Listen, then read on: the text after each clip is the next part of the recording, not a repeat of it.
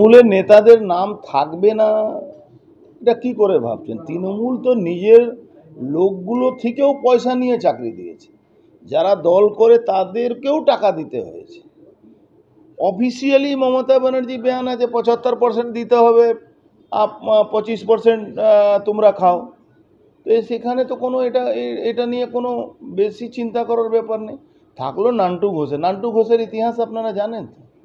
নান্টু ঘোষ বাড়ির পাশে wagon breaker হিসাবে তাকে সোদপুরে মানুষ জানতো।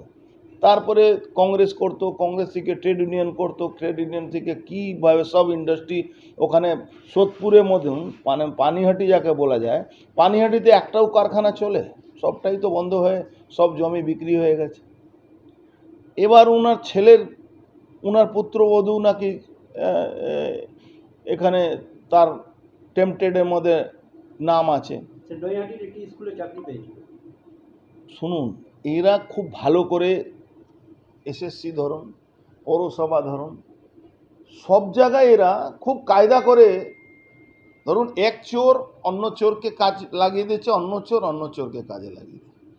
এই যে পার্থ চ্যাটার্জির কাছে অফিসিয়ালি অর্ডার এসছিল কি তৃণমূলে কোন কোন নেতা সে টাকাগুলো কালেকশন করে ওকে দেবে, সেই টাকাটা যাবে কালীঘাটে।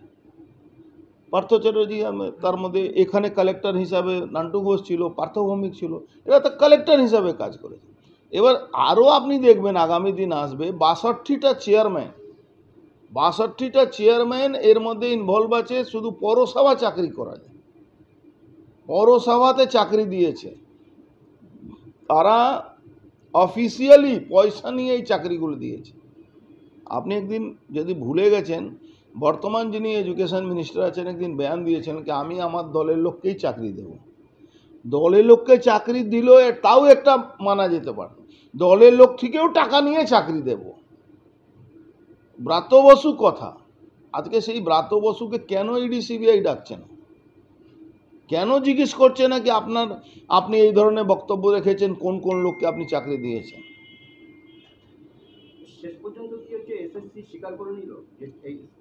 এখন এই কেসে তো মমতা ব্যানার্জি নামে এফআইআর হওয়া উচিত। যদি চৌটালা নামে এফআইআর হতে পারে, চৌটালা 12 বছর সাজা হতে পারে, তাহলে মমতা ব্যানার্জি নামে কেন এফআইআর হবে?